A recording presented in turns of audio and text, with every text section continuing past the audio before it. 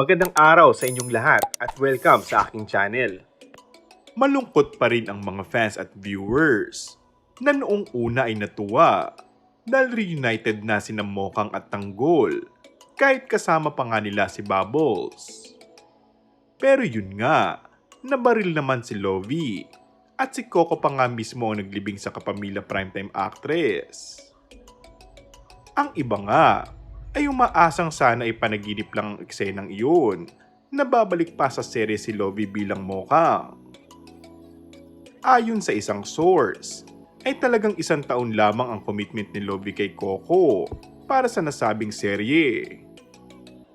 Talagang hanggang December 2023 lang ang taping ni Lovie para sa FPJ's Batang Quiapo. Walang kinalaman ng pagpasok umano ni Ivana sa serye bilang si Bubbles, kaya pinatay ang karakter ni Lovie. Sabi pa, mas mahaba pa sana ang tatakbuhin ng karakter ni Lovie sa FPJ's Batang Quiapo. Pero naka-1 taon na kasi at may iba pang commitment si Lovie, kaya hanggang doon na lang talaga. Wala namang problema yun kay Coco.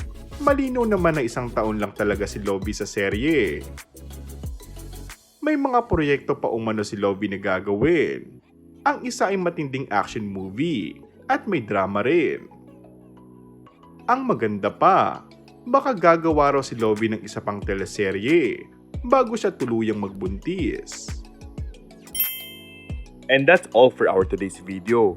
Kung bago ka lang sa aking channel ay mag-subscribe at pindutin na rin ang notification bell.